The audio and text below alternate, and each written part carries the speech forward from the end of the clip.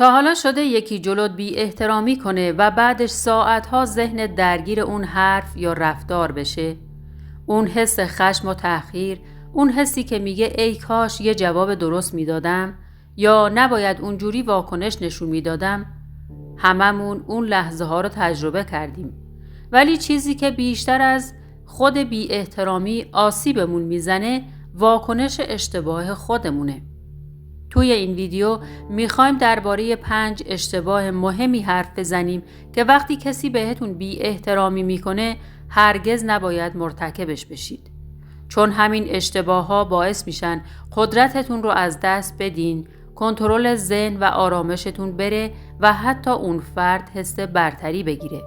پس تا آخر ویدیو با من بمون، چون در پایان هر اشتباه یه راهکار قوی هم بهت میگم تا یاد بگیری چطور بدون عصبانیت با احترام ولی قاطعانه برخورد کنی. سلام، به یه ویدیو دیگه از کانال کلام نیک خوش اومدید. اینجا جاییه که با هم یاد میگیریم چطور با ذهنی آرومتر، قلبی قویتر و نگاهی عمیق‌تر به زندگی نگاه کنیم. هر ویدیو توی کلام نیک یه قدم برای رشد درونی و شناخت بهتر خودمون. پس اگه آماده‌ای با هم چند دقیقه از زندگی فاصله بگیریم و روی ذهن و رفتارمون کار کنیم. حتما تا آخر ویدیو با من همراه باش. اشتباه اول، واکنش سریع و احساسی نشون دادن. وقتی کسی بهت بی احترامی میکنه، اولین چیزی که به طور طبیعی در وجودت فعال میشه احساس خشمه. بدنت یه جورایی آماده جنگ میشه. ذهنت میگه باید جوابشو بدم، نباید ساکت بمونم. و درست همینجا خیلی ها اشتباه میکنن، چون بدون فکر با همون حس تحقیر و خشم واکنش سریع و تند نشون میدن. شروع میکنن به جواب دادن، داد زدن یا حتی بی احترامی متقابل. اما یادت باشه همون لحظه‌ای که تو از خشم عمل میکنی، کنترل ذهن و قدرتت رو دادی به اون طرف. یعنی اون موفق شده تو رو از حالت تعادل بیرون بکشه. آدمای قوی به بی احترامی جواب نمیدن، چون نمیخوان دیگران ذهنشون رو هدایت کنن. آدمهای بالغ یاد گرفتن که هر واکنشی یه پیامی داره. وقتی آروم میمونی داری پیام میدی که من بالاتر از این سطحم. ولی وقتی فوری جواب میدی در واقع داری نشون میدی که اون شخص روی حال تو تأثیر گذاشته. گاهی سکوت سنگین‌تر و قدرتمندتر از هر حرفیه، چون سکوت از کنترل میاد، نه از ضعف. و یادت باشه بی احترامی دیگران آینه درون خودشونه، نه ارزش تو. اما واکنش تو نشون میده که تو چقدر خودت رو میشناسی. راهکار رواقی اینه که فیلسوف رواقی اپیکتتوس میگه نه اتفاقها، بلکه برداشت ما از اونهاست که ما رو آزار میده. پس وقتی کسی بی احترامی میکنه، قبل از هر چیزی درونت رو متوقف کن. یه نفس عمیق بکش و از خودت بپرس الان ارزشش رو داره که آرامشم رو برای این از دست بدم؟ بیشتر وقتا جواب نه. یاد بگیر بین تحریک و واکنش یه فاصله بسازی. اون فاصله همون جاییه که قدرت واقعی تو قرار داره. آرامش ظاهریت میتونه بهترین پاسخ به بی احترامی باشه، چون نشون میده تو درونت تسلیم نشدی. اشتباه دوم، سعی کردن برای توضیح دادن یا توجیه خودت.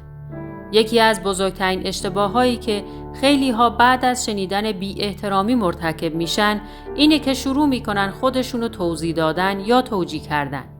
میخوان ثابت کنن که اون حرف ناعادلانه بوده، حق با اوناه و اون طرف داره اشتباه میکنه. اما واقعیت تلخ اینه که کسی که بهت بی احترامی کرده دنبال فهمیدن نیست. اون دنبال برتریه.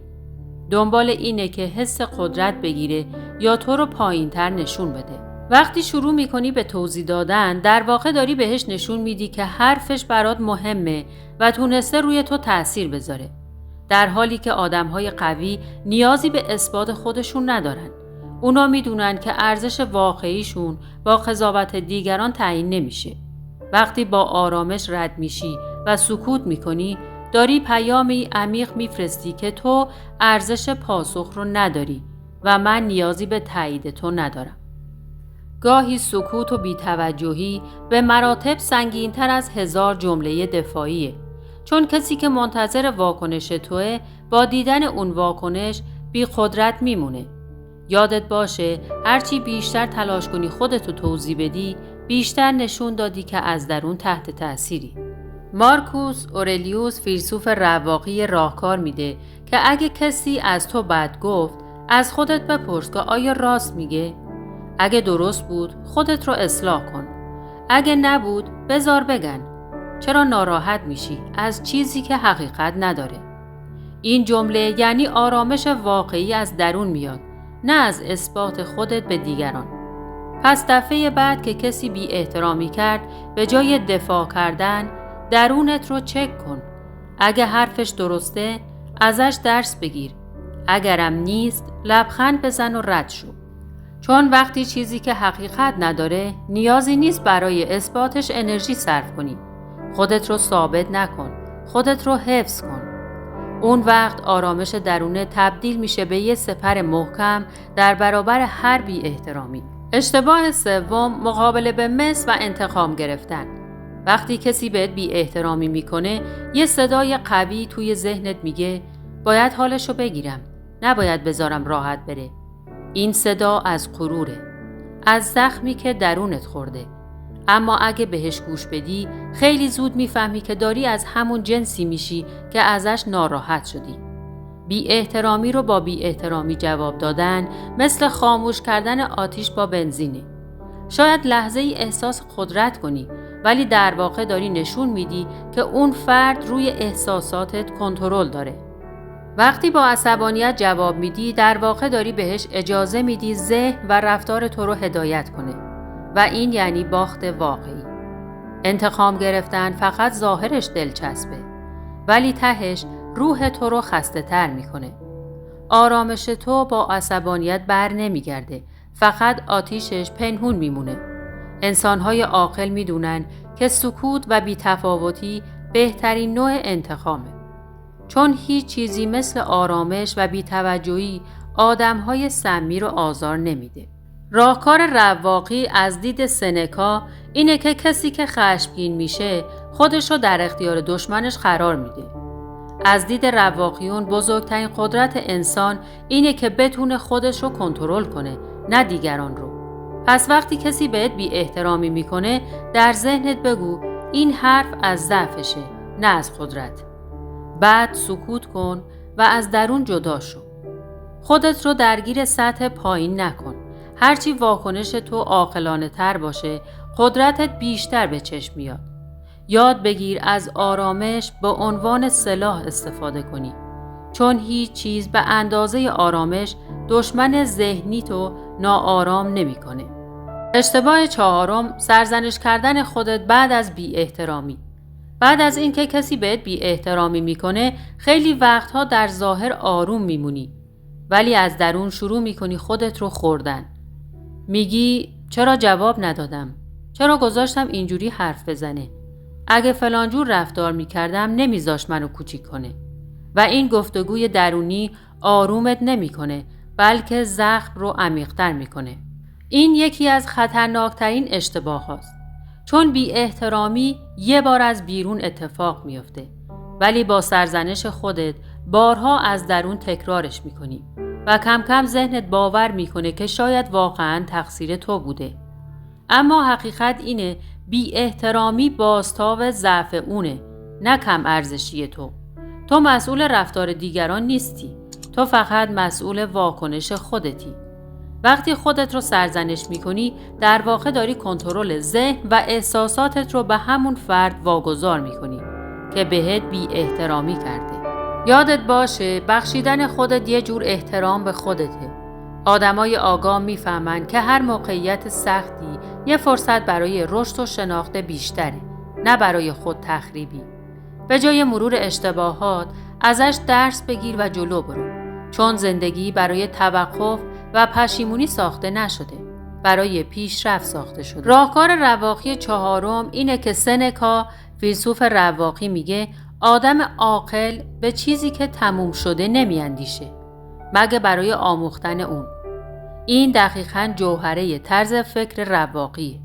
یعنی اگه اشتباهی کردی فقط نگاهش کن تا ازش یاد بگیری، نه اینکه خودت رو تنبیه کنی. رواقیون باور داشتن هر اتفاقی حتی بی احترامی یه تمرین برای قدرت درونیه. پس به جای اینکه بگی کاش جوابشو میدادم، بگو الان فهمیدم چطور میتونم دفعه بعد قوی‌تر و آرومتر باشم. پس به خودت یادآوری کن آدمی که خودشو میبخشه دیگه هیچ کس نمیتونه با تحقیرش ذهنش رو بشکنه. ببخش، رها کن و ادامه بده، چون آرامش تو انتقام خاموش توه. اشتباه پنجم، حمل کردن بی احترامی در ذهنت. گاهی کسی یه رفتار یا یه حرف زشت میزنه، تو چیزی نمیگی، آروم میمونی، ظاهراً میگذری. اما درونت چی؟ درونت هنوز اون صحنه رو مرور میکنه. ذهن تو بارها اون لحظه رو پخش میکنه. حرفاشو تکرار میکنی، تصور میکنی کاش فلان جوابو میدادم. و بدون اینکه بفهمی داری دوباره و دوباره همون درد رو تجربه میکنی. اینجا اشتباه بزرگ اتفاق میفته. تو داری بی احترامی رو با خودت حمل میکنی. اون آدم یه لحظه حرفشو زده و رفته، ولی تو هنوز باهاش زندگی میکنی. و این یعنی اجازه دادی ذهن یه غریبه درونت جا بگیره. یادت باشه ذهن تو مثل یه خونه است. هرچی بیشتر به اون اتفاق فکر کنی، داری به اون فرد کلید خونت رو میدی. رها کردن یعنی تصمیم بگیری اون تصویر رو بیرون بندازی. نه برای اینکه فراموش کنی، بلکه برای اینکه دیگه کنترل درونت رو به دست کسی ندی. تو هر فکری که در سرت نگه داری یا درمانت میکنه یا زخمت میکنه. پس نذار افکار تلخ کسی آرامشت رو به اسارت بگیره. آدمای آگاه یاد میگیرن ذهنشون از زباله‌های بی احترامی پاک کنن، چون میدونن سکوت بیرونی فایده نداره اگه ذهن هنوز درگیر باشه. رواقیون میگن که اتفاقها فقط تا جای قدرت دارن که ما بهشون اجازه بدیم. یعنی اگه درونت بگی من این حرف رو قبول ندارم، بی احترامی همون لحظه قدرتش رو از دست میده. پس هر وقت ذهن شروع کرد به مرور اون صحنه، به خودت بگو دیگه تموم شده، من این فکر رو نمیپذیرم. با هر بار تمرین قوی تر میشی و یه روزی میرسی به جایی که هیچ توهینی، حتی ذره‌ای آرامشت رو تکون نمیده، چون فهمیدی قدرت واقعی در ذهن آرومه، نه در واکنش تند. خب دوستان، امروز توی این ویدیو با 5 اشتباه بزرگ آشنا شدیم که وقتی کسی بهمون بی احترامی میکنه هرگز نباید مرتکبشون بشیم. همونطور که دیدیم بیشتر این اشتباه‌ها یه چیز مشترک داشتن. همه از دست دادن کنترل درون و قدرت ذهن ناشی میشن. وقتی ما آرامش و کنترل خودمون رو از دست میدیم، حتی وقتی طرف مقابل اشتباه کرده، در واقع برنده اون موقعیت نیستیم. پس نکته طلایی چیه؟ آرامش، فاصله و آگاهی از خود بهترین سلاح ماه. هر بار که یکی بهت بی احترامی کرد، قبل از واکنش نفس عمیق بکش، ذهنت رو متوقف کن و به خودت یادآوری کن که ارزش تو مستقل از رفتار دیگرانه. با این کار نه تنها خودت آسیب نمیبینی، بلکه قدرت واقعی تو هم حفظ میشه. یادتون باشه آدم قوی کسی نیست که دیگران رو کنترل میکنه، بلکه کسیه که ذهن و احساسات خودش رو کنترل کنه. و همین راز آرامش و احترام واقعیه. دوستان عزیز، یادتون باشه که آرامش درونی و کنترل ذهن بزرگترین دارایی ماه. وقتی کسی به شما بی احترامی کرد، واکنش شماست که ارزش واقعیتون رو نشون میده. پس با آگاهی و صبر ذهن و قلب خودتون رو حفظ کنید و اجازه ندید کسی آرامشتون رو مختل کنه. اگه این ویدیو براتون مفید بود لایک کنید و با دوستانتون به اشتراک بذارید تا اونها هم یاد بگیرن چطور با احترام و قدرت درون برخورد کنند. برای ویدیوهای بیشتر درباره زندگی آروم، فکر روشن و رشد درونی حتما کانال کلام نیک رو سابسکرایب کنید. تا ویدیو بعدی آرامش و آگاهی همراه همیشگیتون باشه.